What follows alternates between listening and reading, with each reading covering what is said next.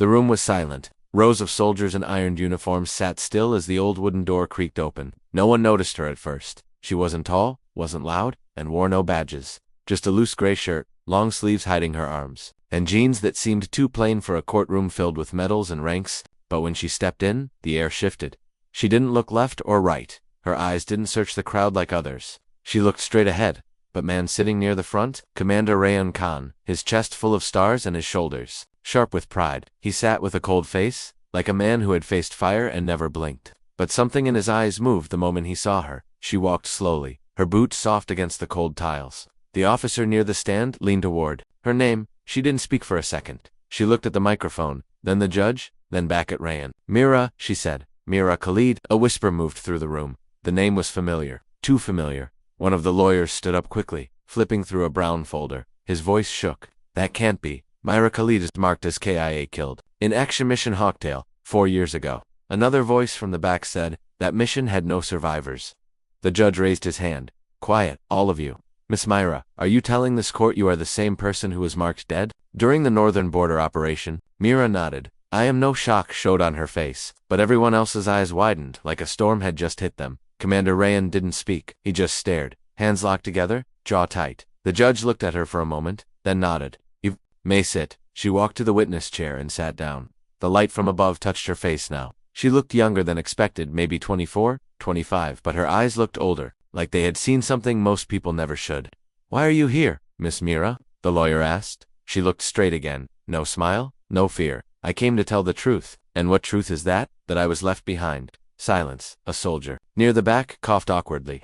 Some shifted in their seats. You were left behind by him, she pointed. Not with anger, not with shaking. Just a finger, steady and sharp, aimed at Commander Rayan. Rayan's face didn't move, but his eyes blinked once, slowly. You are making a serious accusation, the lawyer said. I'm not here to accuse, Mira replied. I'm here because no one else came back, because I was the only one who survived, and no one ever asked why.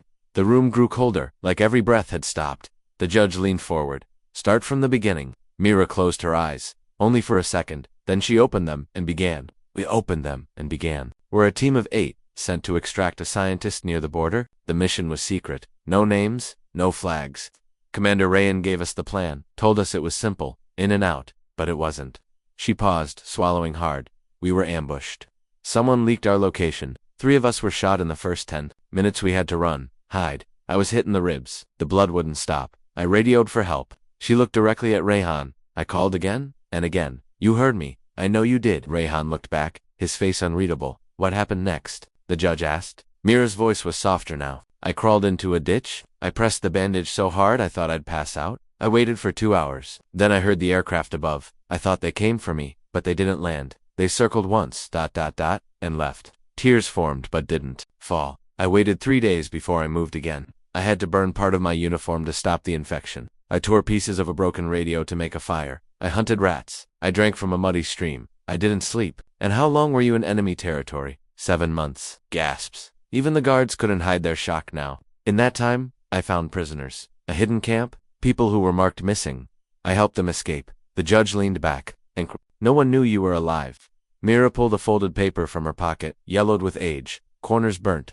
This is the last report sent about Mission Hawktail. She passed it to the lawyer. The room went dead quiet. The paper said, team lost. Alt. KIA, no recovery possible. It was signed, dated. By Commander Rayan. Commander, is this your signature? The judge asked. Rayan didn't answer. Commander, still no response. His eyes were locked on Mira like he was staring at a ghost. Mira stood up slowly. I want to show you something, she said. The judge hesitated. Are you sure? Mira nodded. She reached for the bottom of her shirt. Slowly, silently, she pulled it up halfway, just enough to show the left side of her ribcage. Gasps filled the courtroom again. A deep, jagged scar ran across her skin, starting just below the chest and disappearing into her side. Another thinner one crossed it like an X. She said nothing, just held it there for a few seconds, then pulled the shirt down again. I stitched that wound myself, with a needle I took from a dead medic. I kept the infection away using ash and salt. I still feel pain when I sleep. No one spoke. No one moved. Even Rayan's breathing became heavier. I'm not here for revenge. I'm not here for awards. I just want the truth to exist somewhere other than inside my scars. With that, she sat again. The lawyer tried to speak, but the words wouldn't come out. Commander Rayan finally shifted. He stood. I request permission to respond, he said. The judge nodded slowly. Rayan walked forward. He didn't look at Myra. Not yet. He faced the room. Mission Hawktail was complicated. He began.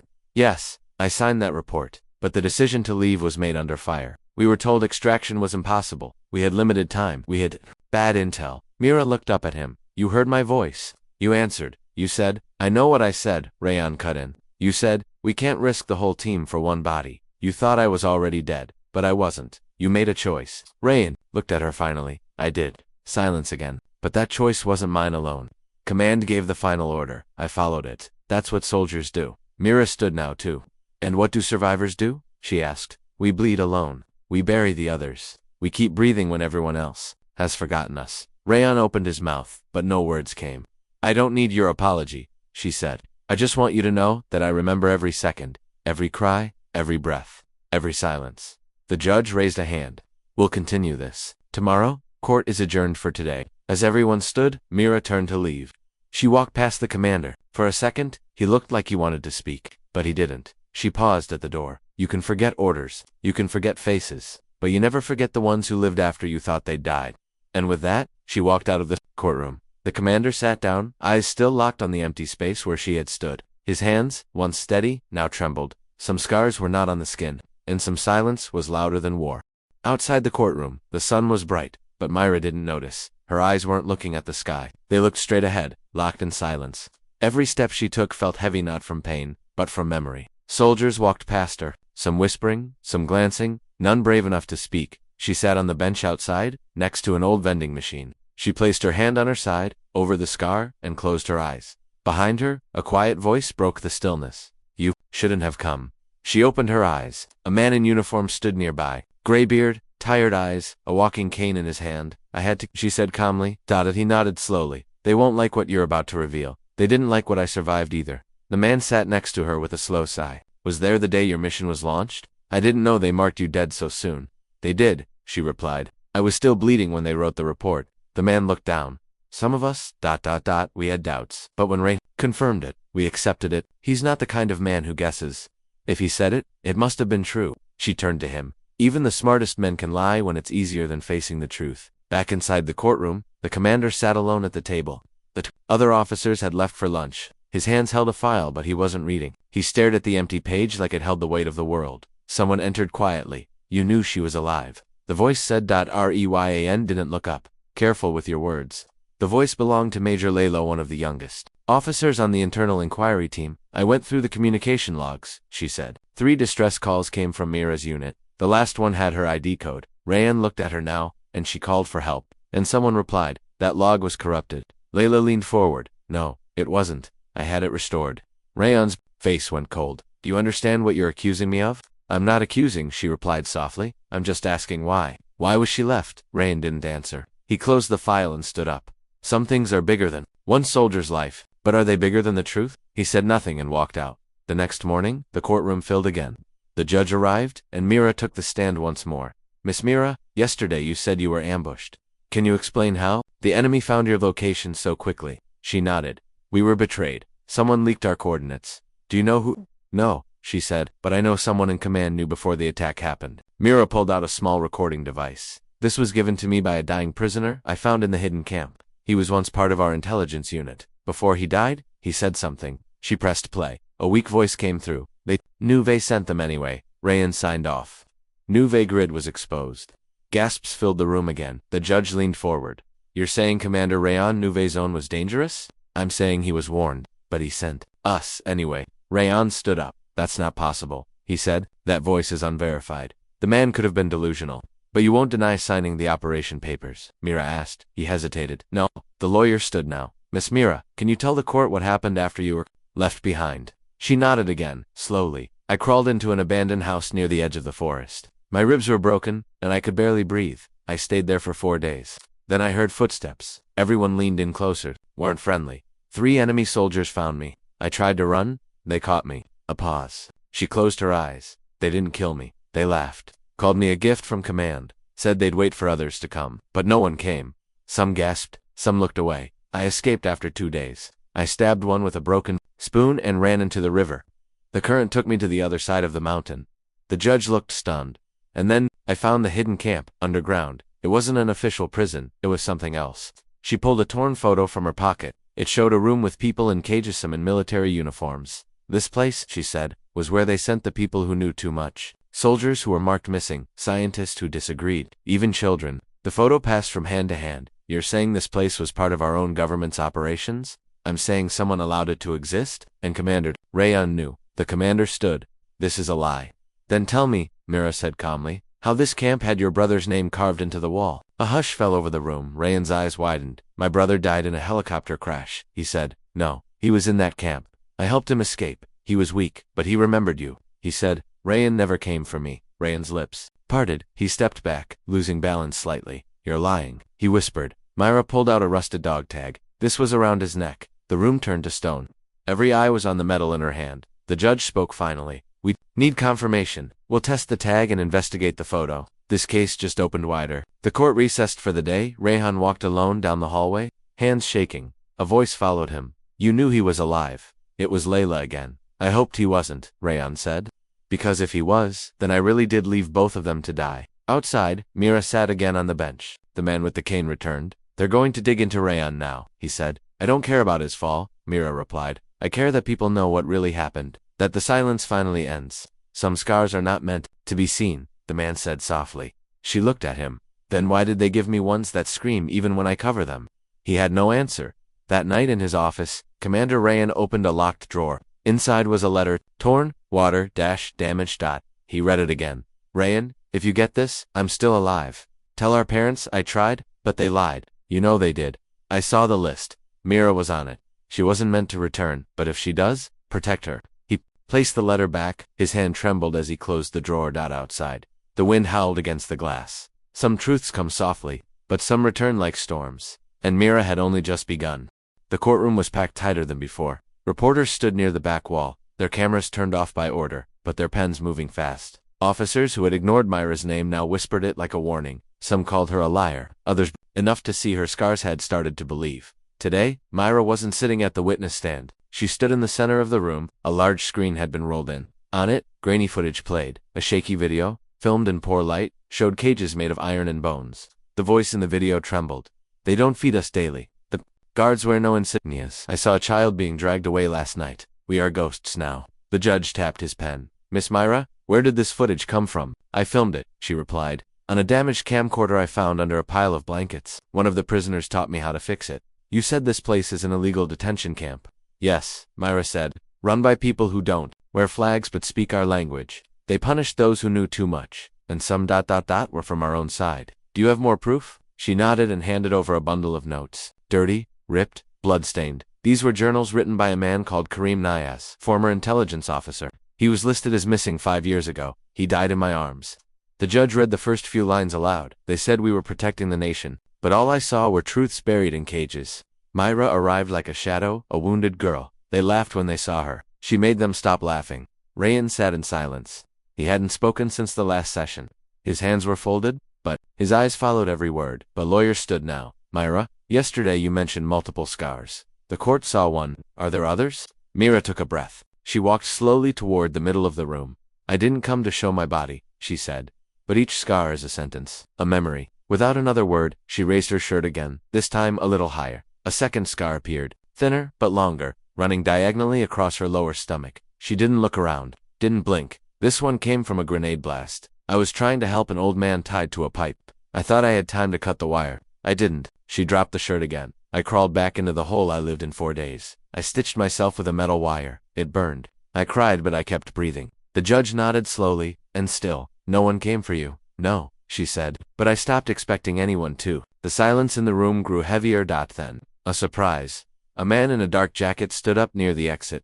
I request to speak, he said. The guards moved quickly. Identify yourself. The man held up a military ID. Captain Sami Ashar, retired. The judge allowed him forward. He stood near Myra and looked at her, his eyes full of guilt. I was part of the team monitoring satellite feeds during Mission Hawk. We saw her signal. Her heartbeat monitor was still active, but we were told to ignore it. Mira turned sharply. Who told you to ignore it? The captain hesitated. An order came from top command. It said, no risk extractions. Treat survivors as KIA if contact is lost beyond 48 hours. And who signed that order? Captain Sami looked across the room. Commander Rayhan. The room turned into stone again. The judge banged the table. Commander, do you have anything to say? Rayan stood slowly. His voice didn't rise. Double quotes. Yes, I gave the order, but I followed protocol. The zone was red. The extraction risk was above safe limit. The report I received said she was bleeding, unconscious, surrounded. And did you reply to her call? Mira asked. He looked at her. I did. Once I said we couldn't come, and then you wrote me dead. I had no choice. No, Commander, she said, stepping forward. You had a choice. You just picked the easier one. The judge called for recess. Outside, Mira sat in a quiet corner, her back against the wall. Her breath was slow. Her fingers brushed her shirt again. Tracing the scars beneath, Layla joined her. They're talking about opening an investigation. If the footage is verified, heads will roll. I don't want heads to roll, Mira said. I want the truth to live. Layla looked at her, puzzled. You could have disappeared. Started over. Why come back? Mira smiled sadly. Because, when you live through something no one believes, it haunts you louder than any war. Suddenly a boy ran toward them, maybe 10 years old. He carried something in his hand. Mira, he shouted. She turned, eyes wide. Rami. The boy hugged her waist. She knelt. I found you. He said, they said you were dead again, but I told them you weren't. The boy handed her a dirty metal, small, rusted, worn. You gave me this when you carried me out of the tunnel. Remember? Tears finally escaped Myra's eyes. She hugged the boy tight. Layla stepped back. Heart, heavy. Inside the courtroom, Rayan sat alone again. A voice behind him said, your brother's file has been reopened. He turned. A high-ranking officer held a folder. Turns out he wasn't on the chopper that day. Someone switched logs. The last location matches the camp Mira escaped from. Rayan's hands dropped. He was alive. He might have been, until a year ago. What happened to him? The officer paused. According to Mira's journal, he died protecting her. Rayan froze. Suddenly everything changed. He wasn't the commander anymore. He was a brother who had lost the last chance to say sorry. He stood, walked out, and didn't speak. That night, Mira sat alone, watching the old footage again. She stopped at one frame. A man lying near the corner, eyes closed, hand over his chest. A dog tag shimmered under his fingers. Ed had Rayan's family name. Mira pressed her forehead to the screen. I'm sorry, she whispered, but the truth had already escaped the cage, and nothing could silence it now. The courtroom felt colder than before. People were arriving earlier now, seats filling faster. What began as a quiet inquiry had become something else, something bigger. The media were outside. Protesters gathered near the gates. Signs read, listen to Mira and scars tell truth. But inside, only silence waited. Myra sat alone near the window, hands on her lap. Her eyes didn't move. She looked like a statue, like someone waiting for a storm she had already lived through once before. When the session began, the judge entered with a thick folder in his hand. His face looked older than yesterday, as if he hadn't slept. We've verified the photos, the footage, and the documents provided by Miss Mira Khalid, he announced. They are authentic. The camp exists. Murmurs moved across the room like wind shaking leaves. The commander closed his eyes for a moment but said nothing. Mira, the lawyer said, you mentioned earlier that you met others in the camp. Can you tell us more? Mira nodded slowly. There were 17 people inside. Only 6 were strong enough to walk. The rest couldn't even speak. One woman had lost her mind. A man sat in a corner scratching words into the wall over and over. We are alive. She paused. One boy didn't talk for the first 2 weeks. Then one day, he saw me hiding a bandage under my shirt. He whispered, my mother used to do that too. That was the first thing he said in months. The lawyer asked gently, what did you do for food? We ate rats, roots, and once burnt pages from a crate of old ration books. I found canned beans once in a buried bag. We shared 1 can among 7. She looked away, jaw tight. I remember one night it rained. I stood outside with my mouth open, crying because I hadn't tasted clean water in over a month. The courtroom was dead silent. And how did you escape? The judge asked. Myra looked at her scarred hands. We waited for a storm. When the guards were drunk and asleep, I led the 6 out through a sewage pipe. I carried one boy on my back. I broke a soldier's leg with a shovel when he found us. Then we ran. The judge leaned back, stunned. And where did you go? East, through the mud fields, toward the old border. She reached into her bag and pulled out something wrapped in cloth. It was a torn jacket, covered in dirt, blood, and faded writing. This belonged to your brother, she said, looking directly at Commander Rayan. The courtroom turned to him. She walked over slowly and handed him the cloth. He didn't move for a few seconds. Then, trembling, he took it. He opened it with careful hands, like opening a wound. His eyes found the words stitched inside. Still breathing, Zion Ray looked up, his face pale, jaw shaking. He was the reason I escaped, Myra said. He gave me food, strength, hope. And when the guards found us during the final escape, he stood in their way. He took the bullets so the rest of us could live. Rayan stewed now, his voice cracked. Why didn't you tell me sooner? I tried, she said, but you were too busy calling me dead. The judge banged the gavel. We need to pause this hearing. The Defense Ministry has requested time to review new evidence. Court resumes tomorrow morning. People stood. Reporters rushed out, but Rayan didn't move. He held the torn jacket in his hands and sat there, breathing slowly, like he was holding the last piece of his brother. Outside the courtroom, Mira sat under a tree. The sun peeked through the leaves. She looked calm, but her fingers kept touching her side, like the scar was speaking again. Layla came and sat beside her. "You okay?" "No," Myra said, "but I'm getting better." Layla hesitated. "Can I ask something?" "Go ahead. Why didn't you keep the jacket? It must have meant so much to you." "It did," Mira replied, "but it means more to him. Sometimes, the right thing to do, is to give someone back the pain they buried." Layla nodded. "Tomorrow, they'll question Rayan hard. He'll either break or fight harder." "I'm ready for both," Mira said. That night, Commander Rahan sat in his private office, surrounded by darkness. The jacket lay across his desk. A photo of him and Zion, years ago, was in a frame nearby. He picked up the phone. "Connect?" "Me too, General Surratt," a voice answered. "She's off duty, sir." "May I take a message?" "No, I need to speak now." Minutes later, a deep voice came through. "Rehan, what is it?" "I want to know why we sent that team into a red zone."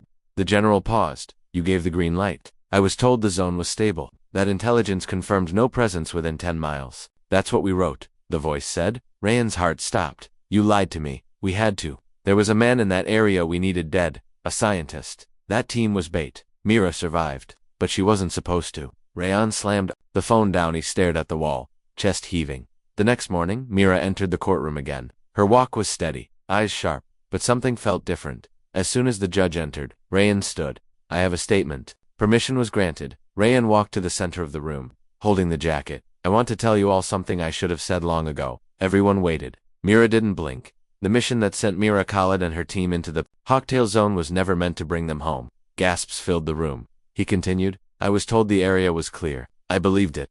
But the truth is command used them to lure a target out. A man they wanted dead. My team was the bait." The judge leaned forward. "Who gave the final order?" "General Sarwat," Rehan said. "But I signed it. I didn't question it. And when Mira called for help, I chose silence." He turned to Mira. "I lied. Not just on paper but to myself. I told myself you were dead so I wouldn't have to face what I did." Mira said nothing. Her eyes stayed on him. "I failed you. I failed my brother. And I failed every name written in that camp." He placed the jacket on the table and looked at the judge. "I'm ready to accept the consequences." Mira stood now. "You're not the only one who paid the price," she said. "But maybe this is where something finally begins to heal." The judge paused. "We will recess for today. But the truth is now undeniable." Mira walked out into the sunlight. People stood and clapped quietly. Some saluted for the first time. She didn't feel alone, and somewhere deep inside, the scars didn't ache as much. The wind was loud that morning. The courtroom windows trembled slightly as if even the building felt the storm that was coming. Myra arrived early, wearing the same plain shirt and jeans. No medals, no makeup, just truth written on her skin. Today, something heavy filled the air. Something no one wanted to say but everyone could feel. Inside, Commander Rayan sat with his hands folded in front of him. He looked tired, not physically, but like something inside had broken loose. He hadn't shaved. His uniform looked like it had been worn too many nights in a row. When Mira entered, their eyes met for just 1 second. He nodded barely and she nodded back. The judge arrived, and with him came new files. Thick envelopes. Red-stamped, fresh from internal intelligence. The media had been banned from recording anything after yesterday's confession. The courtroom was locked tighter now. What was happening inside was no longer a simple case. It was a crack in the wall of the system. "We have new evidence submitted last night," the judge said, "including satellite images, intercepted communications, and a logbook that may confirm deliberate targeting of Myra Khalid's team." Gasps again. Everyone leaned forward. Myra stood slowly. Her voice was steady. "I want to tell you about the last night inside that camp." The lawyer nodded. "Go ahead." She took a breath. "We had planned to escape the next day. Zion Commander Rayan's brother had scouted the guard's routine. He said if we waited for the thunder, we could slip through the tunnel. But that night, something changed.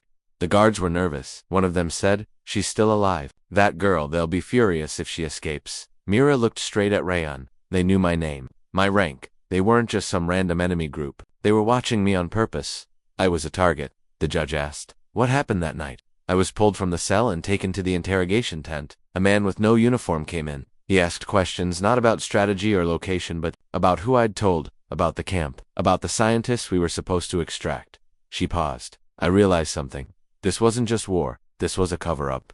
The lawyer raised an eyebrow. "Cover-up of what?" Mira's voice lowered. "The scientist we were sent to rescue, Dr. Mahir Alim, was already dead. They used our mission as bait to destroy all remaining evidence connected to him. Our team was disposable. Shock rippled through the room. The judge banged the table. Do you have proof of this? Yes. She reached into her bag and pulled out a notebook, old, torn, burnt at the edges. This was Dr. Mahir's personal field diary. Zion found it hidden in a vent inside the camp. The lawyer took the book carefully. Mira continued. He wrote, about experiments, forbidden tech, and a deal that went wrong. He said, they will erase me, but I've written the truth where blood cannot wash it away. The judge flipped to the last page. His eyes narrowed. There's a list of code names, he said, and one matches General Surratt. Another matches a high-ranking trade minister. The room fell quiet. Commander Rayan stood suddenly. I didn't know about the diary. Had the judge cut him off? You were part of the order that marked Mira and her team as expendable. I was, but I didn't know they were using her as a shield to protect corruption. I thought it was a failed mission. That's what they told me. Mira stepped forward. And now you know the truth. He nodded, slowly. But knowing doesn't bring them back. She added, we lost everyone. I carried a boy whose face I don't even remember anymore. I buried a woman who died holding my hand. I tore up my own uniform and used it to stop a girl's bleeding. I watched her die anyway. She stopped, blinking hard. The camp wasn't just a prison. It was a graveyard for those who became inconvenient. The judge leaned back in his chair. We need time to process this evidence. The internal affairs team is flying in.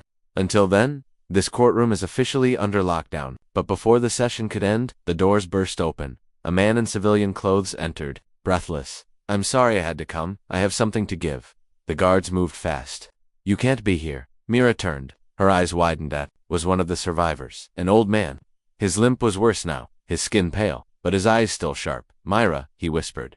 She walked quickly toward him. Uncle Bobber. He handed her a memory card. I found it. I kept it all this time. You told me to hide it. I thought it was gone. The judge allowed the card to be inserted into the court's system. A video began playing. Shaky, low quality, but clear enough. A guard wearing no uniform talked into a radio. She's still breathing. No orders to kill, just to keep her quiet until the project files are destroyed. Commander Rayan thinks she's dead. Let's keep it that way. The room exploded with noise. The judge stood. The guards locked the doors. That's it, the judge said. We now have proof not only of negligence but deliberate silence and targeting. A war crime investigation will begin immediately. Rayan, head dropped. Mira looked around. It took me 4 years to crawl out of that place, she said softly. But the truth only took 4 days to break this silence. She stepped down from the witness stand. As she walked out, someone clapped. Then another. And another. Soon, everyone stood and clapped, not out of celebration, but out of respect. Not because the war was over, but because someone dared to speak when no one else would. Outside, the air felt different. The sky wasn't clear, but at least now, it was honest. Myra sat alone in the dark hallway outside the courtroom. Her hands trembled, not from fear, but from everything coming back. The clapping had ended. The room was quiet again, but inside her, the storm hadn't passed. It had just changed direction. She stared at the floor, her breath slow. It was strange how the truth could free you and trap you at the same time. The video from Uncle Bobber had cracked the case wide open. She wasn't just a forgotten soldier anymore. She was a witness, a symbol, maybe even a threat. Behind her, footsteps echoed. She turned, alert. It was Commander Rayan. He stopped a few feet away, eyes heavy. I didn't come to defend myself, he said quietly. I came to listen. Mira nodded coldly. He sat on the bench across from her, unsure of where to begin. I didn't know they used your mission that way, he said. But it doesn't change what I did. I signed the file. I accepted the report without digging deeper. You followed orders, she said flatly. Isn't that what they always say? He sighed. It's not an excuse. No, she said, standing up. It's not. He looked up at her. You're brave. I'm angry, she replied. There's a difference. Before he could respond, 2 military intelligence officers approached. Mira Khalid, we need you to come with us. There's someone who wishes to speak to you. Mira hesitated. They didn't answer, just pointed down the hallway. Rayan stood. I'm going with her. The officers looked at each other, then nodded. They led Mira and Rayan through the underground corridor below the courtroom. The air was colder here, the lights dimmer. Finally, they reached a steel door guarded by 2 armed soldiers. Inside, a small room. 1 chair, 1 camera, and a woman in a gray coat waiting. Mira stepped in. The door closed behind her. Rayan was not allowed inside. The woman nodded. My name is Arifa Salim. I'm with Internal Intelligence Oversight. This is an unofficial conversation. Myra didn't sit. What do you want? Arifa placed a folder on the table. You're not the only one they buried. Mira narrowed her eyes. What does that mean? Arifa opened the folder. Inside were photos. Dozens of faces, all marked with red stamps. These are the soldiers who disappeared in the same 3-year period. Some were declared missing. Others ... traitors, but none were ever found. She slid another file forward. It had Mira's name on it. You weren't just unlucky. You were selected. Your profile was marked by a red tag code, R47. Do you know what that means? Mira shook her head. It means expendable with strategic access. You had access to information they wanted to erase, but you weren't important enough to protect. Mira felt her chest tighten. Arifa leaned forward. Do you remember Captain Faison? Mira's eyes widened. He was with us on the first recon. He vanished. Arifa nodded. He had the original documents about Dr. Mahir's failed experiments. He was ordered back to base. His transport never arrived. His body was found in a river, labeled as unknown enemy casualty. Mira clenched her fists. They've been cleaning up their mistakes for years, Arifa said. And now, with your diary, your wounds, and that video, they're losing control. Myra sat down slowly. What do you want me to do? She asked. Arifa looked serious.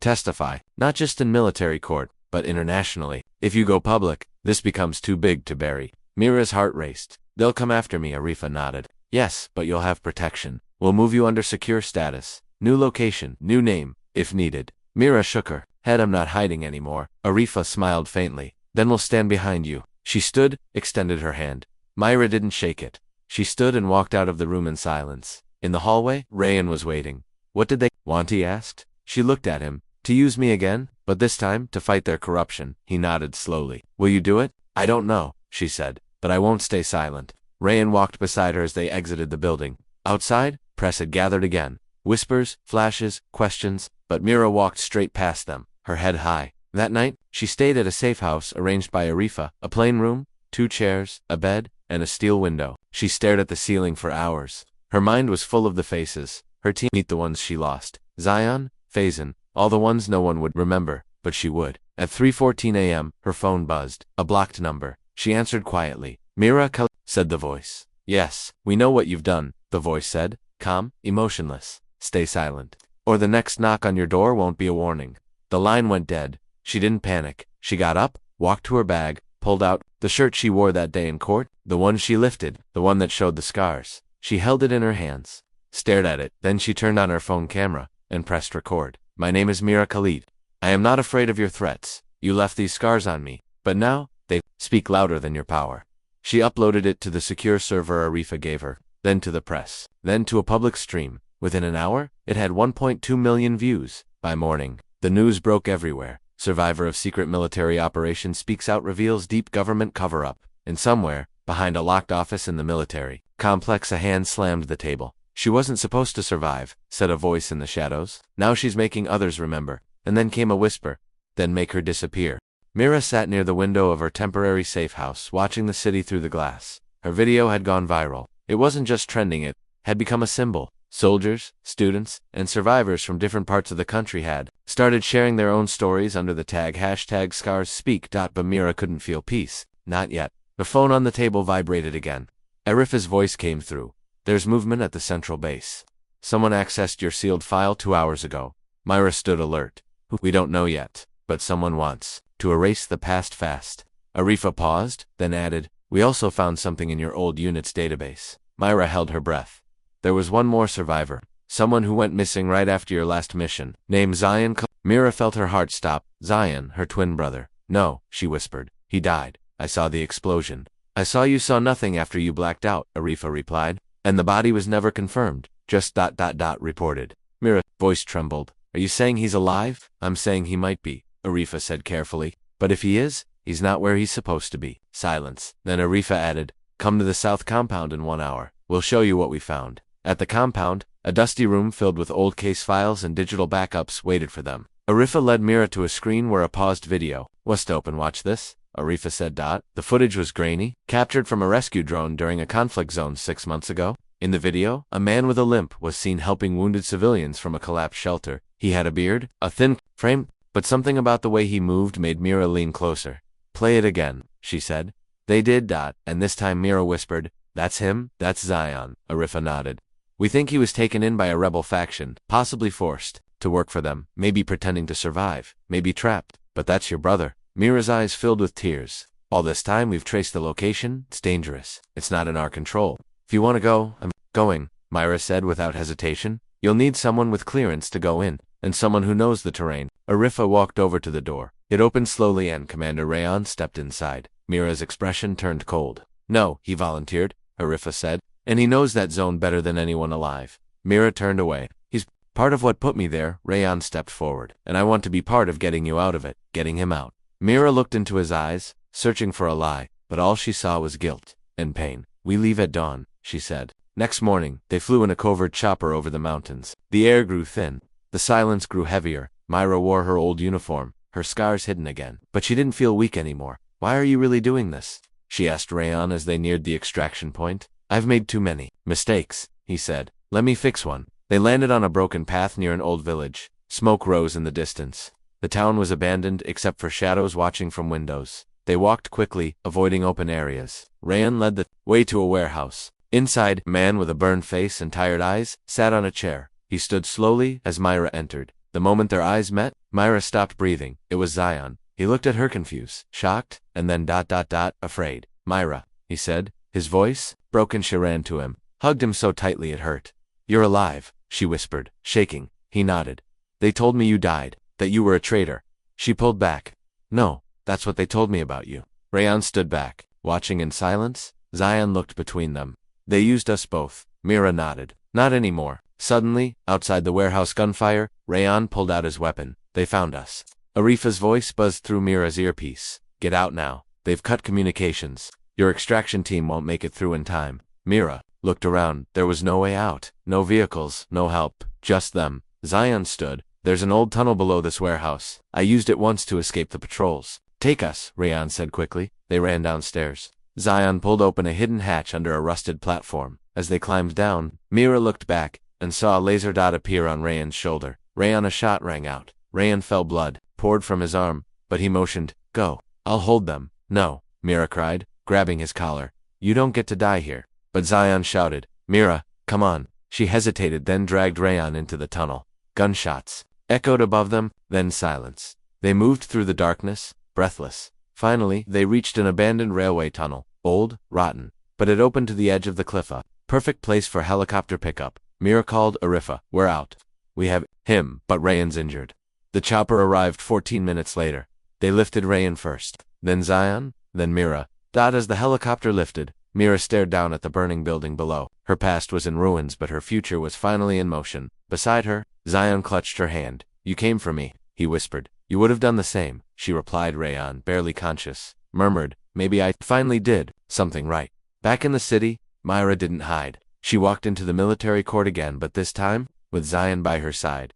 The media had a new headline. Both survivors return. Mira and Zion break the silence together. But behind those cameras, someone was watching. In a cold office. General Arshad, one of the architects of the original mission, watched the screen. He didn't blink. They weren't supposed to live, he said to his aide. The aide replied, Then what now, sir? Arshad smiled faintly. Then we finish the story, before they tell the rest. Mira sat across from her brother Zion, in a quiet room at the Military Rehabilitation Center. Outside the window, the hospital garden swayed gently in the afternoon wind. But inside, their conversation was heavy. So they tried to make you disappear too, Zion said. Mira nodded. But I refused to stay hidden this time. Zion traced the outline of a scar on his forearm. They used us, lied to us, and when we started asking questions, they erased us. I thought I was the only one, Mira whispered. But now, we're both here, and now we speak. Zion leaned in. You sure about this? The whole country's watching now, and once you start, there's no going back. Mira's voice was calm. That's exactly why I won't stop. The next day, Mira and Zion appeared on a national talk show. The host welcomed them with polite smiles, but the tension in the room was thick. The cameras rolled, the audience hushed, and the world listened. Myra looked straight into the camera, was silenced. I was branded disloyal. I was tortured and left to die for asking questions about a mission that was already broken. But today, I lift the silence. Because I'm not the only one. Zion added, our story isn't rare. There are others like us. People who never got a chance to speak. Some are buried, some are living like ghosts. The host looked uncomfortable. Are you saying there's a network inside the military that covers up operations? Myra didn't blink. I'm saying there are names, documents, files that show missions were twisted for political gain. Lives lost to protect promotions. Gasps echoed in the studio. The host tried to shift the topic. But can you prove it? Myra held up a USB. I don't just have my scars. I have files. That night, the military's internal server was hacked. Files related to Operation Firestorm, the same mission that destroyed Mira's unit, began disappearing from archives. Backup servers went blank. Even physical records were suddenly missing. Arifa called Mira urgently. They're panicking. Whatever you have, they're trying to erase it everywhere else. But they can't erase what I remember, Myra said. And they can't erase what your file shows, Arifa added. You need to go public with the evidence. Before they discredit it, the next morning, Myra called a live press conference. The room was packed. Media outlets, activists, military personnel, even foreign diplomats gathered. Zion stood beside her. Rayan, still recovering, watched from a wheelchair nearby. Mira stepped up to the podium. I want to show you something. She clicked the remote behind her on the big screen. Surveillance footage played from the night her unit was ambushed. It showed her calling for support. It showed the command center refusing to send help. It showed her fighting alone. Then, it cut to files marked top secret revealing that the mission had been altered last minute by an internal military council. The objective had changed from a rescue mission to a weapons capture without informing. The unit gasps and murmurs filled the room. Myra's voice trembled but remained firm. They knew we were walking into death. They knew, and they left us there. Suddenly from the crowd a man in uniform stood up and shouted, "This is a setup. This woman is lying for attention." All cameras turned to him. Myra didn't flinch. Your name is Major Sfian. You signed off the last-minute mission change. He froze. She continued. And here's your signature. She displayed a document with his name on it. The room erupted. Guards moved to escort the major out as reporters flooded him with questions. Later that night, in a quiet government building, General Arshad paced his office. They went too far, he said. His aide replied, Sir,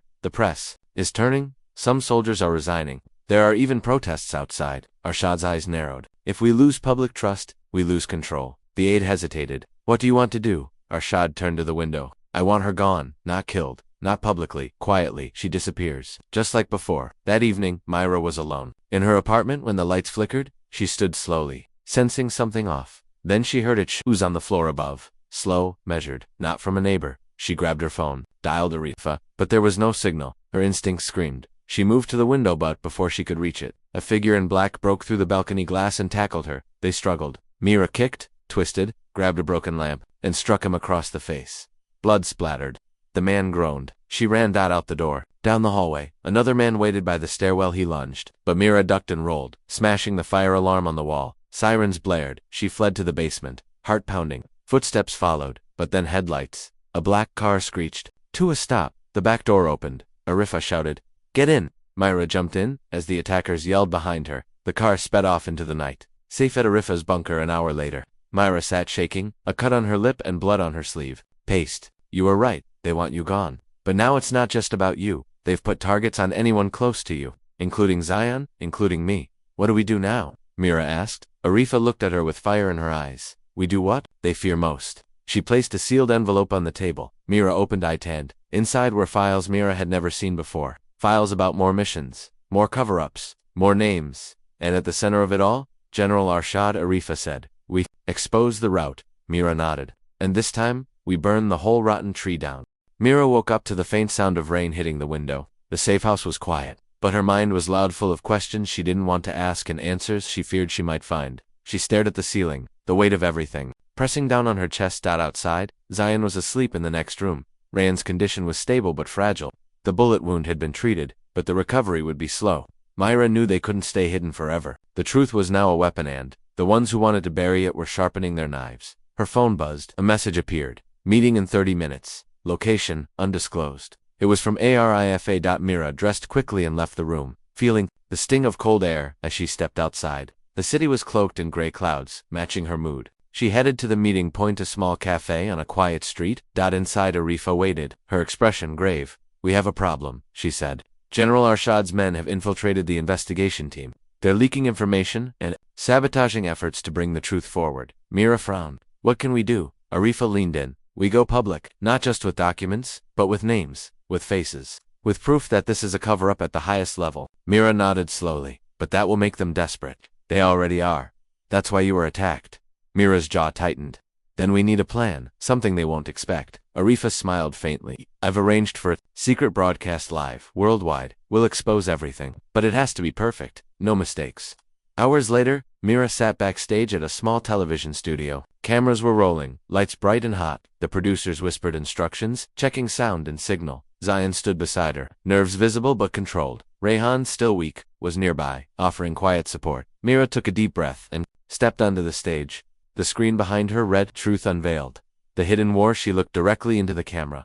My name is Myra Khalid. I survived a secret military operation that was never meant to be survived. I carry scars, both seen and unseen. Today, I stand not just for myself, but for every voice silenced by lies. She paused. Behind me are documents, videos, and testimonies that reveal a network of deception. Commanders who ordered impossible missions, generals who covered up atrocities, and a government that tried to erase the truth. The camera zoomed in as she clicked a remote. Images flashed on the screen. Maps, photos of abandoned camps, names of missing soldiers, intercepted calls revealing orders to silence survivors. The audience gasped. Myra continued, voice steady but full of pain. I lost my brother. I lost my friends. And I was betrayed by those sworn to protect us. Suddenly, the feed flickered. A voice interrupted. This broadcast is unauthorized. Cease immediately. Static. But the broadcast kept going. Behind the scenes, a Rifus team fought off cyber attacks trying to cut the stream. Mira's voice rose. They tried to kill our memories. But memories survive. The broadcast lasted 30 minutes, spreading live across millions of screens worldwide. After the broadcast, the world reacted. Protests erupted in cities. Journalists demanded investigations. Governments questioned their alliances. But inside the military, fear took hold. General Arshad was furious. They made her a hero. He growled. His aide looked worried. Sir, the tribunal is set for next week. Public opinion is shifting fast. Arshad clenched his fists. Then we speed up the plan. That night, Mira's safe house was surrounded. But this time, she was ready. Arifa and her team had moved her to a new location. An underground bunker with security guards and armed support. Myra sat with Zion and Rayan, hands linked. We're not alone anymore, she said. We have the truth, and people are listening. Rayan smiled weakly. Let them come. Suddenly, an explosion shook the building. The lights went out. Alarms blared. Gunfire echoed. They were under attack. Mira grabbed her phone, texting Arifa. We're trapped. Need extraction now. The room filled with smoke, but Mira's eyes burned. With determination, we will survive, she whispered. Because if we don't, who will tell our story? The explosion echoed through the bunker. Dust filled the air, and the smell of smoke burned Myra's nose. The walls shook violently as gunfire followed. Mira, Zion, and Rayan dropped to the floor, hearts pounding. We need to move, Mira shouted over the noise. There's a back exit, follow me. Zion grabbed a flashlight, lighting their way through the dark corridors filled with debris. Rayan leaned heavily on the wall, his injured arm bleeding slightly. Mira's mind raced. Who could have found them? How had their location been discovered so fast? As they crawled through narrow passageways, the sound of footsteps grew louder. Behind them, shadows moved in the darkness, armed men closing in. Suddenly, the tunnel opened into a larger chamber. Myra spotted a ventilation shaft high above. Help me open it, she called. Together they pushed and pulled the heavy grate. Just as the attackers reached the chamber, the grate gave way, and they climbed into the narrow shaft. The metal walls scraped against their skin, but it was better than capture, after what felt like hours. They saw a faint light ahead. They climbed out into an abandoned subway station. Cold air hit their faces. We're not safe yet, Mira said, breathing hard. We need to get to the city. Rayhan nodded. I can barely stand. We need help. Mira pulled out her phone. No signal. Suddenly, footsteps echoed in the station. A group of men appeared, weapons raised. Myra stepped forward, hands raised. We're not your enemy. One man lowered his gun slightly. Who are you? I'm Mira Khalid, and these are my brothers in arms. The men looked at each other, then lowered their weapons. We're part of a rebel group. The leader said, we've heard your story. We want to help. Relief washed over Myra. We need to get to the press, to the people. The leader nodded. Follow us, but be careful. The city is watching. Days later, Mira and her allies organized a massive rally. Thousands gathered to demand justice. Banners flew with slogans like truth over lies and scars of war, voices of freedom. Rayan, still weak, spoke to the crowd. We were betrayed by those who should have protected us. But today, we rise not as victims, but as survivors. Myra stood beside him, the weight of the past lifting, replaced by hope, but in the shadows. The generals watched with fury. General Arshad slammed his fist on the table. We lose control here, and everything falls apart. His aide warned. Public opinion is with them. The tribunal can't be stopped, Arshad whispered. Then, we changed the game. The day of the tribunal arrived. The courtroom was packed. Reporters, officials, families of soldiers, and thousands watching live. Mira walked in, dressed simply, her scars visible but her spirit strong. Commander Rayan sat beside her. Zion, healed and determined, stood behind. General Arshad entered, last, face pale but defiant. The trial began with Mira's testimony. She recounted the horrors, the betrayals, the wounds visible and invisible. The evidence was undeniable. But then, an unexpected witness took the stand. A man in a military uniform, decorated and serious. I am Colonel Imran, he said. I was part of the internal investigation, and I have something to add. He revealed a file containing proof of corruption beyond what Mira had shown, documents linking multiple high-ranking officials to illegal operations and cover dash-ups. The room gasped. The judge looked grim. This changes everything. Outside, the courtroom, crowds cheered. The movement Mira started had grown. But inside, the battle was far from over. As the tribunal continued, threats increased. Mira received an anonymous message. Stop now, or lose everything. She looked at Rayan and Zion. We can't stop, Rayan nodded. For those who can't speak anymore, Zion added. For all of us. The trial would decide their fate and the fate of the truth itself.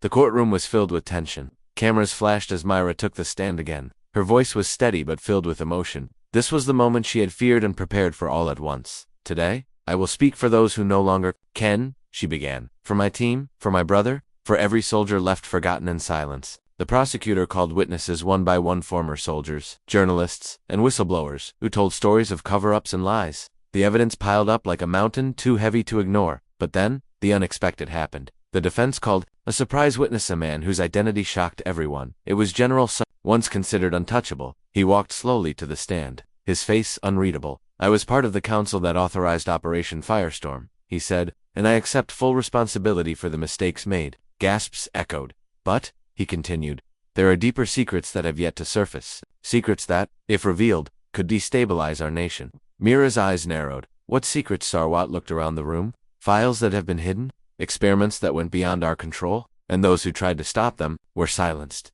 The judge banged his gavel. This hearing is adjourned until tomorrow. Backstage, Mira's heart raced. The weight of Sarwat's words hung heavy. Were there still more truths hidden? Could she uncover them before it was too late? Zion placed a hand on her shoulder. We'll get through this. Rayan nodded, his voice steady. We fight until the end. That night, Mira received an encrypted message. Meet me, old warehouse near the docks. I have information. She debated telling Arifa and Rayhan, but her instincts said this was urgent. At midnight, Mira arrived alone. The warehouse was dark, empty except for a shadowy figure. The figure stepped forward. I'm Colonel Samir, he said quietly. I worked on Operation Firestorm from the inside. Mira's eyes widened. Why now? Samir looked tired. Because I couldn't live with the lies anymore. He handed her a flash drive. It contains files with recordings, evidence that exposed the truth about the experiments, about what they really wanted. Mira looked at the drive. And you trust me with this? I have two. Samir said. They watch us all. But you're the only one who can make this known. Before Mira could ask more, a noise echoed behind them. They both turned. Figures emerged, men with guns. Get down. Samir shouted. Gunfire erupted. Mira ducked behind a crate, heart pounding. Samir fired back. But they were outnumbered. Mira grabbed the flash drive and ran. She heard footsteps chasing her. She dodged through the maze of crates and barrels. Suddenly, she slipped and fell, hard. The pursuers closed in, just as a hand reached for her. A gunshot rang out. The attackers froze. Rayan appeared, weapon drawn. He yelled. Mira scrambled up, clutching the flash drive. Together, they fled into the night. Back at safe house, Mira plugged in the drive. Files opened on the screen. Videos showed horrifying experiments, humans subjected to cruel tests under the guise of national security. Documents detailed plans to use those experiments for power, ignoring ethics and lives. Mira's eyes filled with tears. We have to show this, she said. Arifa nodded. This will break the trial wide open. The next day, Mira submitted the new evidence. The courtroom erupted. General Sarwat's confident. Mask cracked. The judge ordered a full investigation into the new files. Mira stood tall. The fight was far from over, but now, the truth had a louder voice than ever. The courtroom was packed with reporters, officials, and families. The trial had become more than just a case. It was a turning point for a nation. Mira stood before the judge, her scars visible but her spirit unbroken. This is for all of us, she said. For those who suffered in silence, and those who still suffer today. The new evidence had changed everything. High-ranking officials were arrested. The secret experiments exposed. The government forced to acknowledge the lies. Zion stood beside Mira, stronger now, a symbol of survival. Reyan, though still healing, smiled with hope. Outside, crowds gathered, chanting for justice and change. But the battle wasn't over. In a dark office, General Arshad watched the events unfold with cold eyes. They think this is the end, he muttered. His phone rang. A low voice answered. Prepare for the next phase, Arshad said. If we lose control publicly, we'll take it underground. Weeks later, Mira visited a memorial dedicated to fallen soldiers. She traced her fingers over the names, friends, comrades, those lost to lies. A young woman approached. Your story gave me courage, she said softly. Mira smiled. We all deserve to be heard. The journey had changed her. She knew scars would always remain, but so would the strength to fight. One evening, Mira received an encrypted message. Thank you, we are watching. Stay ready. She looked out the window, knowing the road ahead would be long. But now, she was not alone. She was a voice that would not be silenced.